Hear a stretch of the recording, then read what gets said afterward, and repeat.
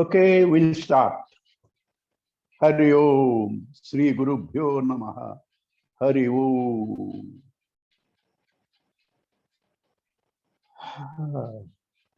Om Purnamada Purnamidam Purnat Purnamudachyate Purnasya Purnamadaya Purnameva Vasishyate. Om Shanti Shanti Shanti. Hari Om, Sri Gurubhyo Namaha. Hari Om. Samasta Jana Kalyane Niratam Karunamayam Namami Chinmayam Devam Sadgurum Brahma Vidvaram Sadgurum Brahma Vidvaram. Long time back, this was a famous joke. Somebody went to theater to see an English movie. In the MGM films, there comes a line. So he went to the movie, he saw the line, he said, "This film I have seen," and came off. Walked off. So also, all our friends, when they are going to listen to my opening of the Upanishad, they will feel same bore. What to do? Narayana. Yeah. See, life is a series of experiences. As Sri Gurudev says, every experience has an object, as a subject, and a relationship between them. If these subject and object are in harmony, what results in that experience is happiness. So,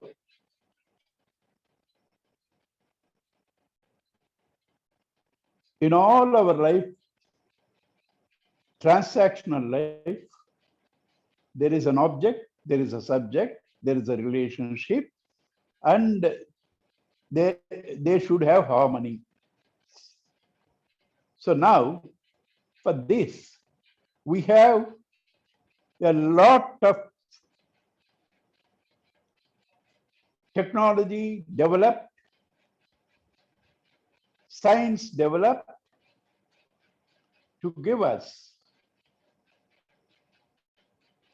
a great command over external situations through the objective sciences. The objective sciences include psychology. Several people have sacrificed their lives for the betterment of human quality of living. And therefore, today we are where we are with lot more scope to develop. Imagine 2 years of virtual lockup, all of us have done more work than what we would have done without this lockup. Especially for me, these classes and all that, the effort that has gone through these 18 months is as good as 10 years work. All that is because of these great scientists have made life comfortable to us. But I have been lucky to see my childhood in places where science has not reached. There were no roads, there was no electricity, there were no telephones. So I had the opportunity to see the life without these gadgets and to see the life with all these gadgets. I can assure you that That life, without all these gadgets, without all this development, we had more happiness than now. So is it the mistake of science? Is it the mistake of scientists?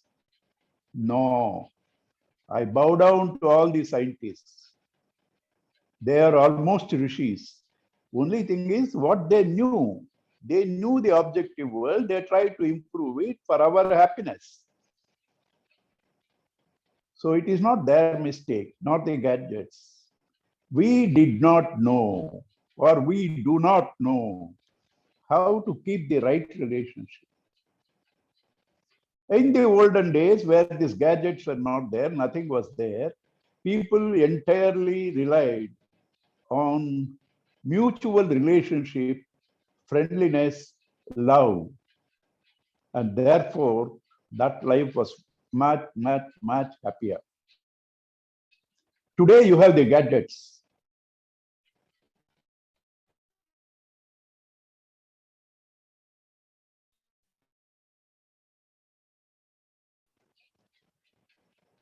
I don't think I'm exaggerating,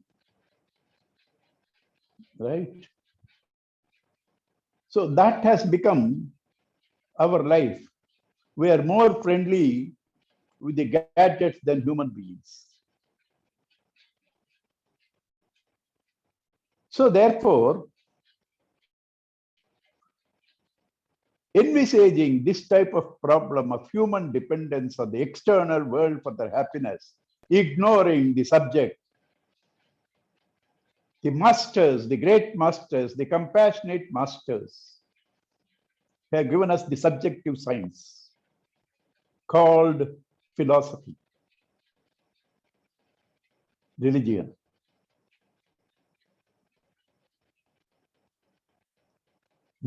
Without the external world beautifying, you can be happy.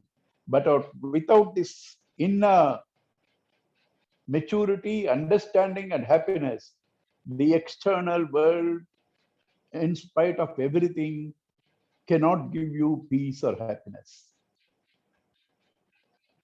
So this science, which deals with the subject, is called religion. And in religion, different people called it with different names. In India, because this is the subject matter, as the end of all other knowledges, as the very purpose of all the knowledges, as the very goal of all the knowledges, and also being the end of all the knowledge books called Vedas. Vedas have everything in them: the science of action, the science of worship, the science of upasana, and the science of the self. This being the end has both the meanings, last and the goal. It is called Vedanta. Veda, knowledge. Anta, end. End of knowledge. Why? Because every knowledge you seek to gain a certain amount of comfort, security, happiness, masterliness over a particular situation. But all of them can give us only partial, finite, changing security, happiness. Why? Because you are seeking in the medium of change. How can things change their nature? You can't have a cold fire. You can't have a hot ice cream. So also, when you are seeking this perfection, total happiness, security, when you are doing this in the finite world, subject to change. You cannot have a changeless situation, a changeless security, a changeless peace. It's not possible. And the objective world has to be that. The objective world has to change. You can't have a car saying it's a beautiful, perfect car which does not move. If the car moves as much as it moves, there is a wear and tear. Your mobile, as much as you use, it has its wear and tear. So in the external world, movement, change, wear and tear are a must. You have to use them, replenish them. But the subject never changes. Know yourself to be the subject which experiences all the changing objective world, which enlivens all your instruments of body, mind, intellect, without which you cannot experience. Without experience, it presents itself to you as eternal, blissful, conscious existence. This knowledge of me gives me total security and happiness, not depending on the external world. And then I use the external world. That is beautiful. Know yourself, know your changeless nature, know yourself to be that eternal, blissful, conscious existence, and then transact in the outer world. That is the perfect way of living. This science of spirit, or the subject, or the essential you, we said, is Vedanta. Vedas are its source books. In them, there are all sciences like the rituals, and actually Upavedas, Ayurveda is there, astrology is there, and several other sciences are there. Shiksha, Vyakarana, Kalpa, Jyotisham, all of them are Angas, Veda Angas. But the fundamental subject of the Vedas is enshrined in Upanishads.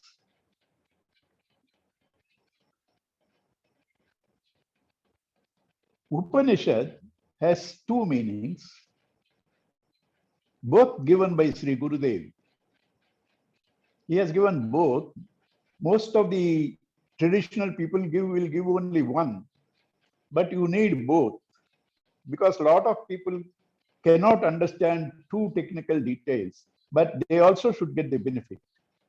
The first simple definition of a Upanishad is Upa, near,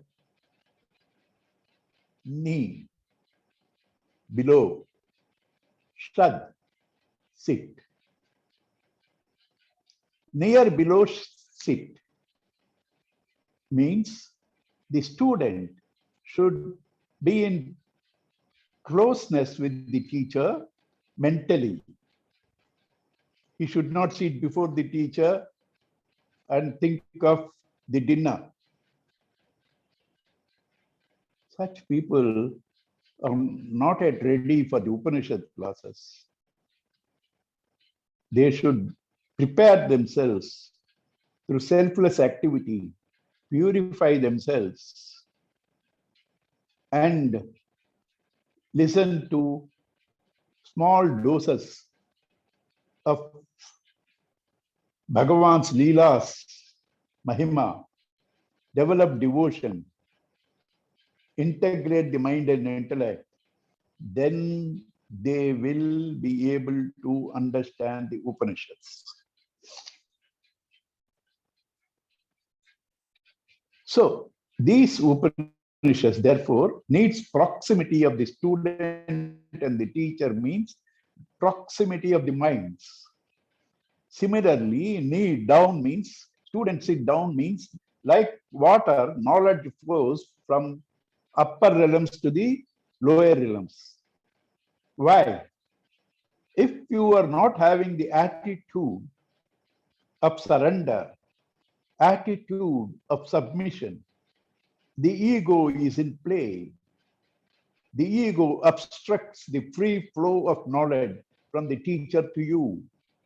Unless this ego is set aside, at least when you are listening to the teacher and you are available to the teacher, you keep your intellect below him in all humility, you will not understand. Therefore, it is said, Upa near, knee below, Shad sit. You will get the knowledge if you are prepared for that. Then it has the different meaning. That's little more technical.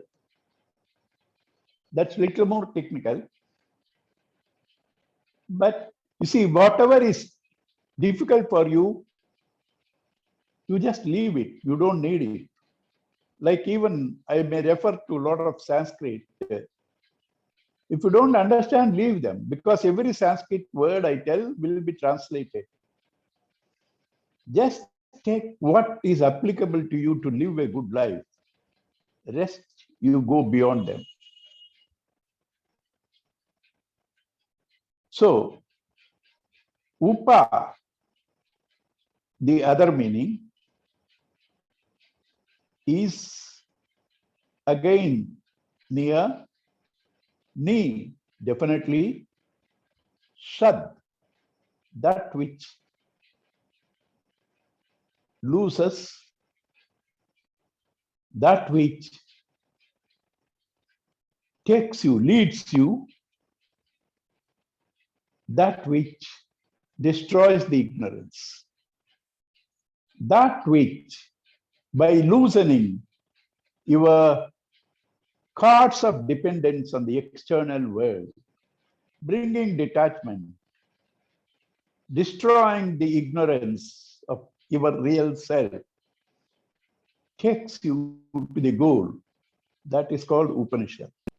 This, in fact, is the self. Nothing else can do that. Only the self can, revelation, self-realization can destroy the ignorance and reveal the self.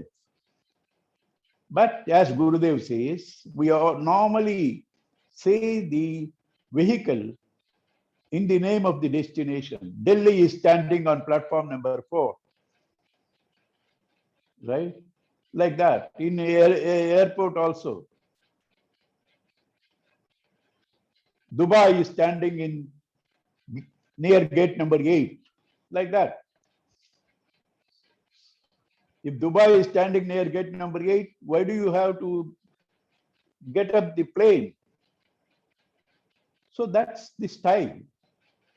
Similarly, Upanishad, the real Upanishad is the self that reveals itself to you and destroys your ignorance about the self. But that which takes you to this is, the book is also called Upanishad. These Upanishads are intuitive revelations by the contemplative scientists, the rishis. Because both of them approach with the same good intention, we will call the scientists rishis, rishis the scientists. So these rishis, it's an intuitive experience. What is an intuitive experience? Is it a favor by God only to some? Like Krishna said, I will give you the Gnana Chakshu to Arjuna. Is that so?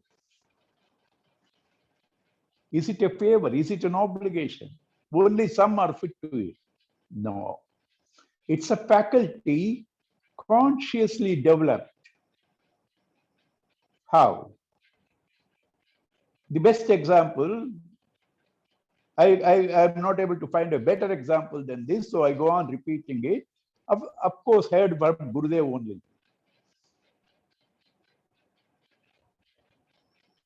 Newton, when the apple fell on his nose,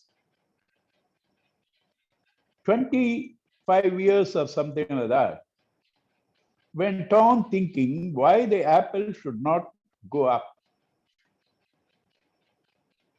Why should it fall on my nose and I had a nose cut?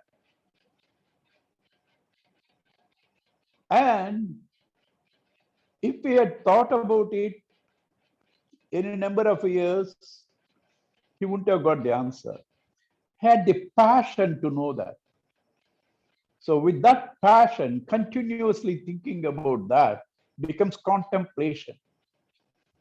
The integration of the head and the heart is called contemplation. The experience that you get is intuition. So when Newton was contemplating, integrating his head and heart, why the apple should not go up, suddenly, intuitively, he gets the answer. All answers, right answers, are got intuitively only. Einstein says this: scientists' means of knowledge is intellect. Intellect being relative, finite, the knowledge also is finite, relative, changing, not absolute. So, same Einstein said, Rishi's source of knowledge is intuition that is perfect. Because intuition can never be imperfect. All the knowledge comes from intuition. There are several cases of even something failing in the aeroplane. When there was a real danger of crash, suddenly the pilot gets an intuitive idea and saves people. So this intuition is revelation of the Guru inside you, the same self. Dakshinamurti. So that intuition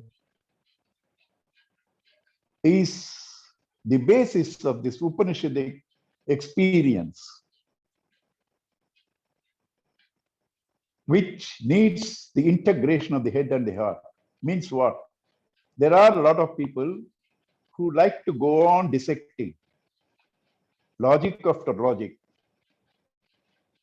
go on arguing, reading books after books, but their passion is for the world, for the name.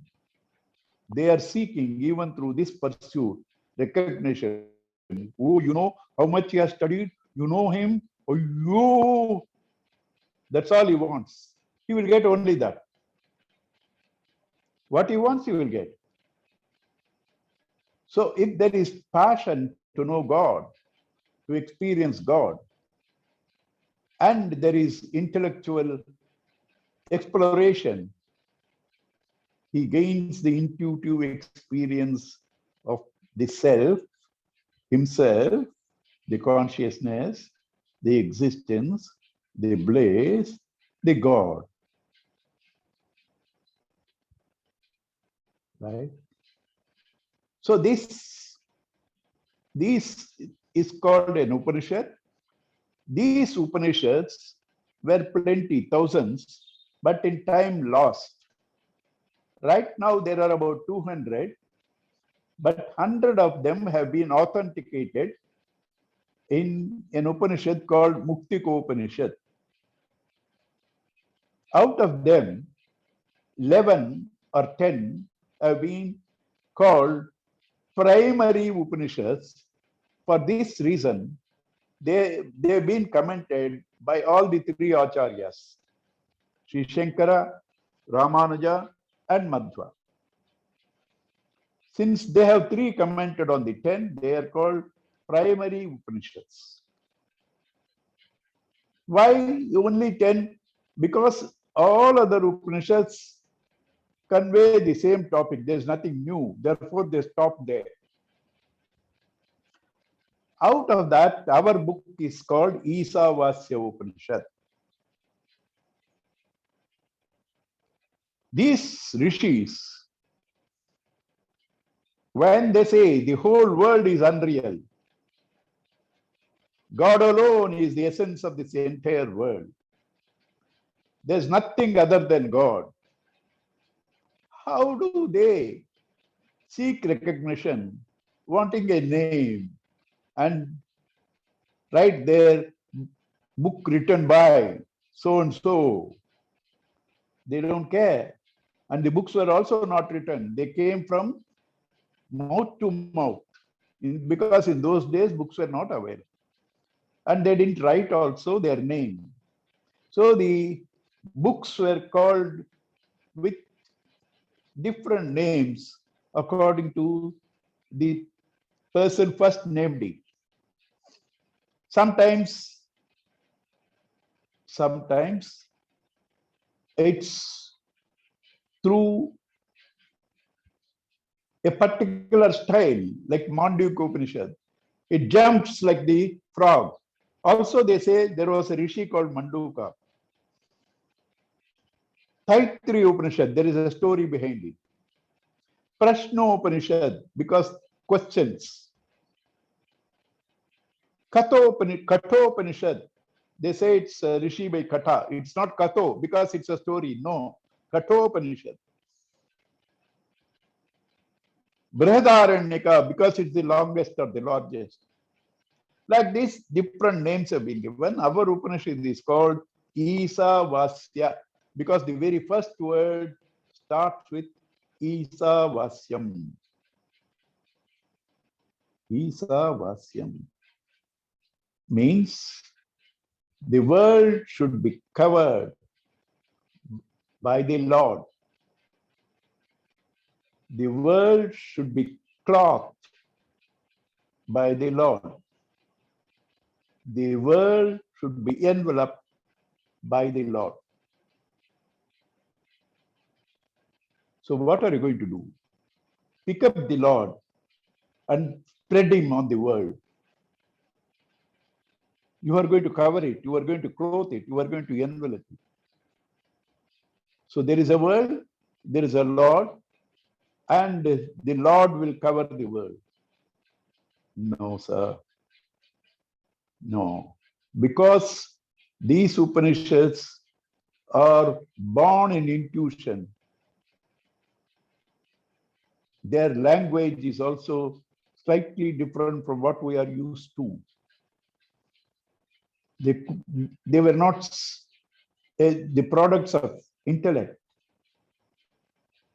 So, Isha Vashyam Idagam Sarvam, the whole world of Jagat, which includes the moving and not moving, Yat Kinchit Sacharacharam.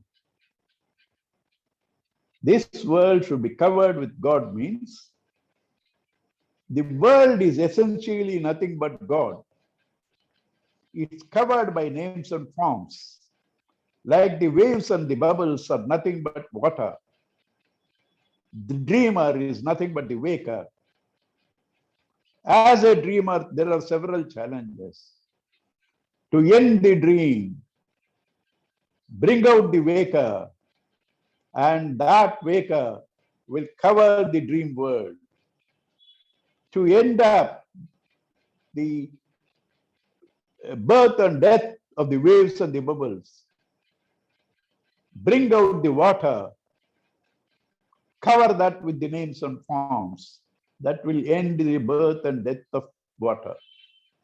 So, go deep into you in meditation. discover the real you, I am. I, when you say, it's consciousness, because unconscious thing cannot say I. Am is existence. This I am, consciousness means life, and existence is common in all, including a stone. Science have proved it. Our own Indian has got Nobel Prize for that. That even in stones there is life, right? So therefore, this I am is common in all. So see yourself in all. See yourself as the consciousness existence in all. This is covering the all, the differences of names and forms with the I am, with God, with the principle of God. What happens then? What happens then? What happens if you had not done this? When do you not do this? In sleep. In sleep. Do you recognize any difference between person to person? Any status? Any quality of the mind? Saint, sinner, healthy, sick? Do you recognize them in sleep? You do not. Because there, what is there is only I am.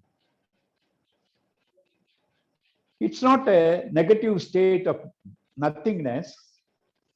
It's a state of absolute bliss. It's a state of total bliss.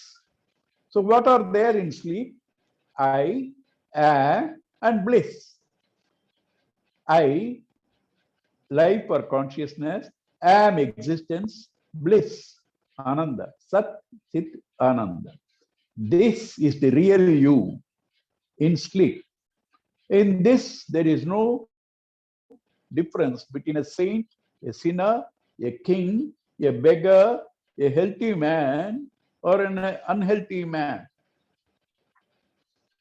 That is the essence in all. Rest are coverings. Somebody's shirt is dirty, somebody's shirt is perfect and pure, somebody's shirt is torn, somebody's shirt is fresh, new, no wrinkles. Somebody's shirt is not stitched properly. Somebody's shirt is to perfect measurement, fittings perfect. So all the differences are in the shirts. Shirts are called clothes, vasam. So today, for us, this Isha, the governing principle, that life principle which governs all activity, that Isa, that Lord, Isa means one who governs, Lord, Prabhu. The life principle in us governs all our activity, because without that, you cannot act. So this life principle in us is today covered by layers of clothing. Body, Annamaya Kosha, food, sheath.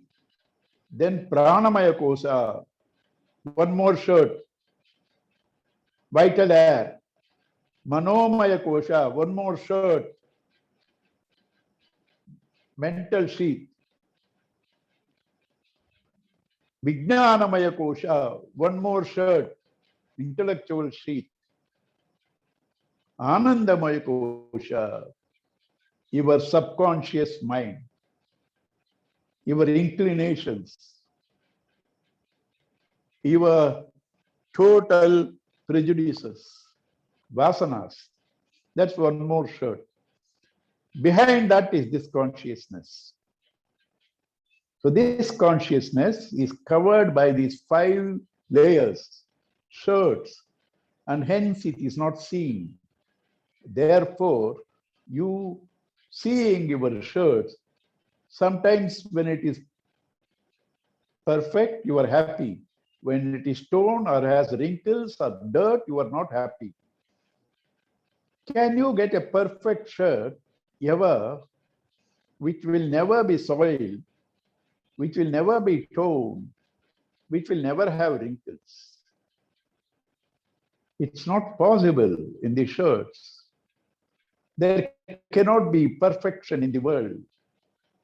What you want is perfection because you are a twisted rope. The twisted rope will rest only when it unwinds itself completely.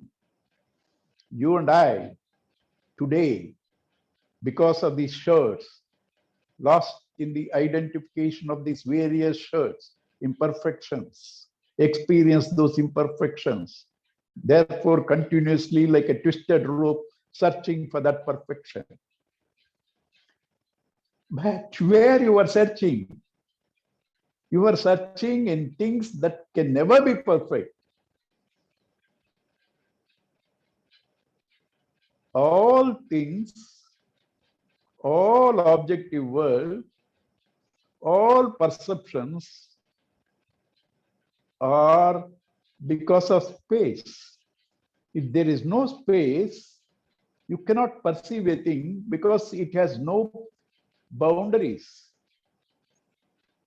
Because space is there, you perceive everything.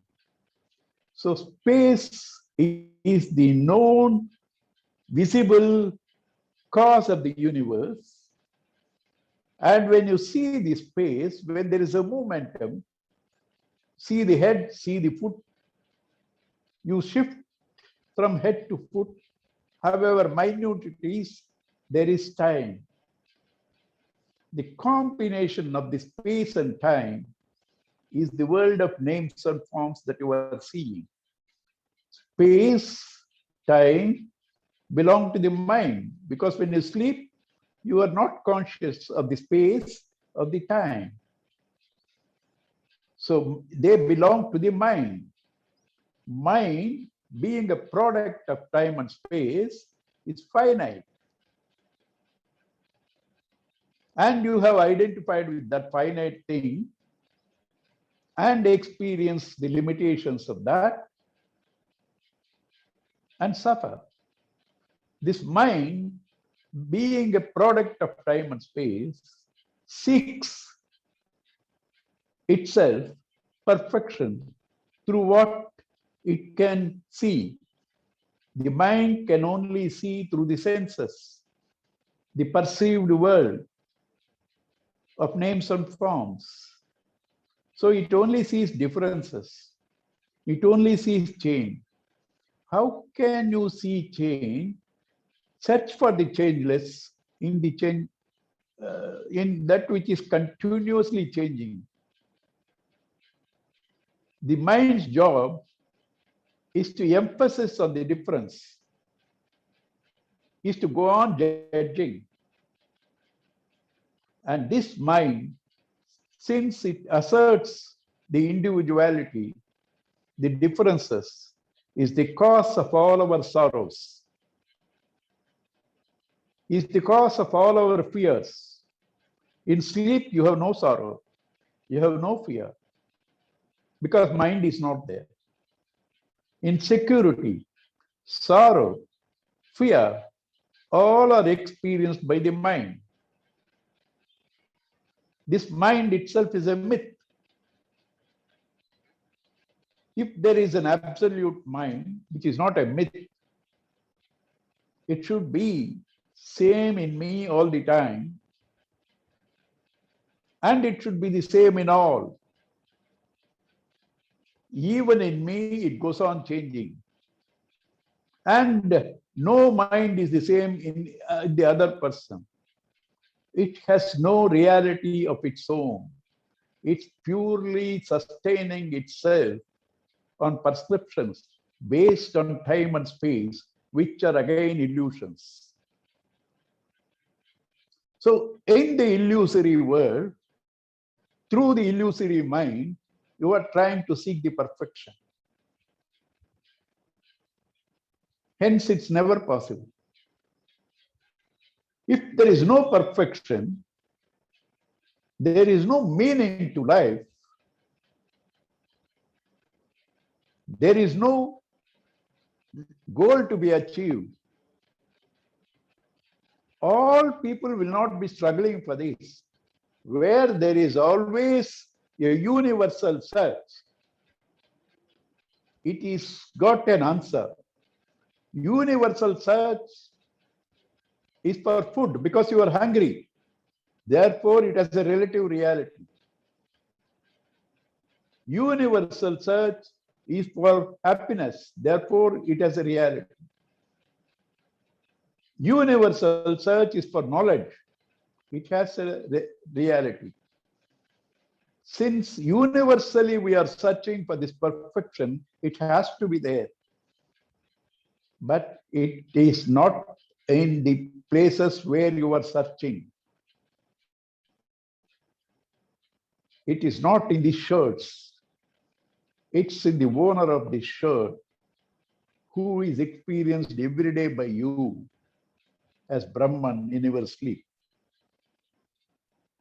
So bring out this Brahman to cover the shirts. Let not the covers, the shirts cover the Brahman. Let Brahman cover the shirts.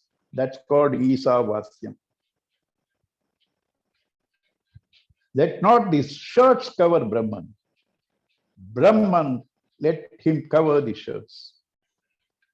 Therefore, it is not trying to gain an experience through some happening. It is the bringing of your real self, which is covered by false selves. Bring out the real self. In that, the false selves merge.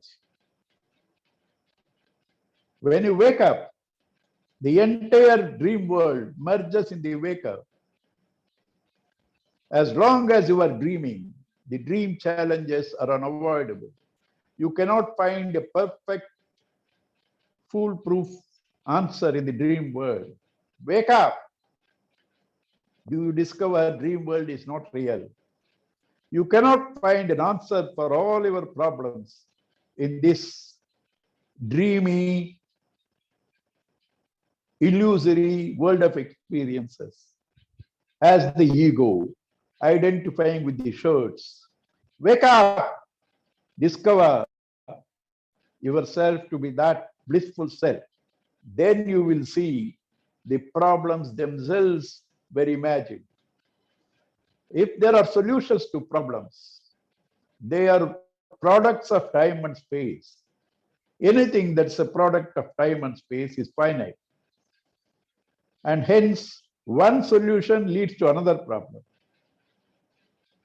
If there has to be never a problem, it cannot be a product of time and space and effort.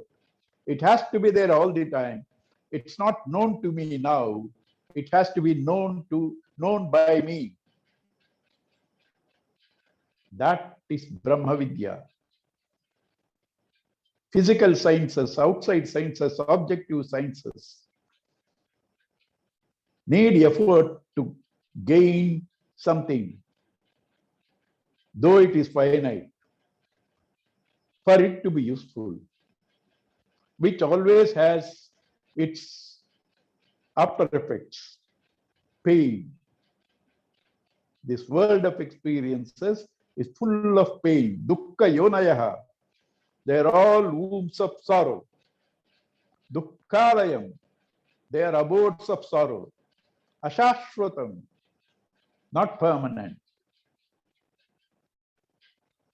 That is this world. Because that's its nature. The nature is that. Why did God create that type of thing? So that you wake up. He says, Anityam, Asukam, Lokam, Anityam, impermanent, Asukam, pitless, no happiness, Lokam, field of experiences.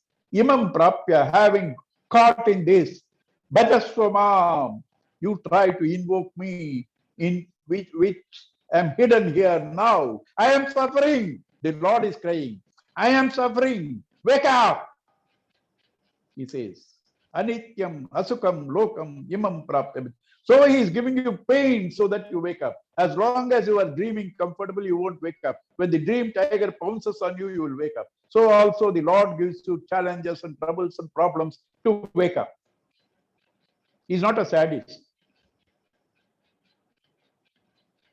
So when you wake up, it's total fearlessness, total freedom, no bondage over external happenings or things for your satisfaction and happiness. Immortality. This self doesn't suffer any mortality. In fact, nothing suffers. When we die, all the five elements merge with the external five elements. The spirit is there where it is. Spirit cannot move. This pseudo entity, the ego, moves from one body to the other. Why are you worried about that? You are the self. You are the self. Have this knowledge. Enjoy your status. That is what Isavasya says. Seek your freedom. Become fearless. As long as you see duality, something other than you, fear is a must. Only when you see you alone are there, everything else is your expression, like the dream world. There is no fear. So this knowledge removes all fear, all sorrows, all bondages. Without this, whatever you do, na vitte na tappaniyaha, you cannot be complete with wealth. Na prajaya, not through children. Na dhanena, not through money. Tyagena ekena, by renouncing this false ego, this false identification with matter, you shall discover you are that self. In sleep, you renounce this mind and intellect and the ego. Therefore, you experience Godhood. Bring that state of sleep into waking. Renounce this mind, intellect, ego, and experience the God that you are. How do I do that? Renouncing, how will I transact? You need the body, you need the mind, you need the intellect, you need the ego. Then what do you mean by renouncing? Sir, understand that they belong to you, they are your instruments. Separate yourself from them, see their object, you are the subject. Having known you being the subject, they are your objects. Use them. Now they are using you. Use them. They are now using you. Very simple, beautiful, but not easy. Why simple, not easy? Because our mind is in all false things and wants truth. Our mind attaches to all false things and seeking truth. That's very funny.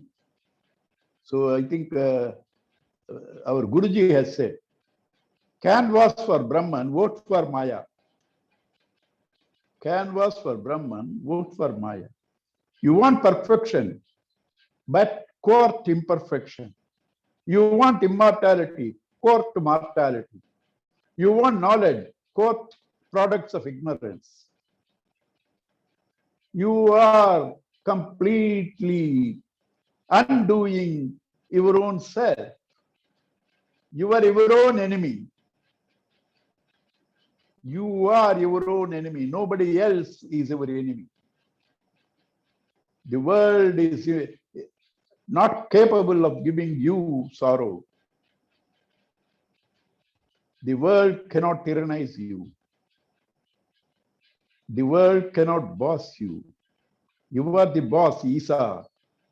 With this Isa, see the entire world to be your expression. That's called Isa Vasyam. Discover you are the Lord as the very principle, governing principle, like water in waves and bubbles, waker in the dream world. Discover the Lord that you are and cover all names and forms with that experience, that all names and forms are nothing but my expressions, like the various names and forms in the dream are nothing but me, the waker, like the waves and the bubbles are nothing but me, the water. This is called Isavasya.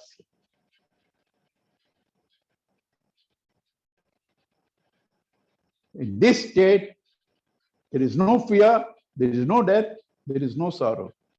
Plus, when you come to this state, Bhayat tapati agnihi, out of fear for this God, fire burns. Pavati vayuhu, wind blows. All this sun, moon, God, all act out of fear of this consciousness because they all follow certain laws. Wherever there are laws and followed, there should be a lawgiver. That lawgiver is your own self. From a fellow who is afraid of a cockroach, now you are a person whom the sun, the moon, the air, the Varuna Bhagavan, all are afraid. From that to this journey, what happens is dropping ignorance and discovering our real being. This is called Atma Vidya or Brahma Vidya. This is the subject matter of all Upanishad. Isavasya Upanishad is a complete Upanishad which deals with all topics within 18 verses. Within 18 verses, every topic is discussed in Isavasya. And Sri Gandhiji said, if all the Hindu literature is lost, even Isa is lost. If the very first verse is surviving, all Hinduism is revived. The first verse conveys it all.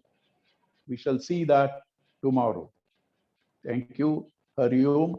Purnamadaha, Purnamidam, Purnat, Purnamudachyati, Purnasya, Purnamadaya, Purnameva Vasishyati. Om Shanti, Shanti, Shanti. Hari Om Sri Guru Bhyo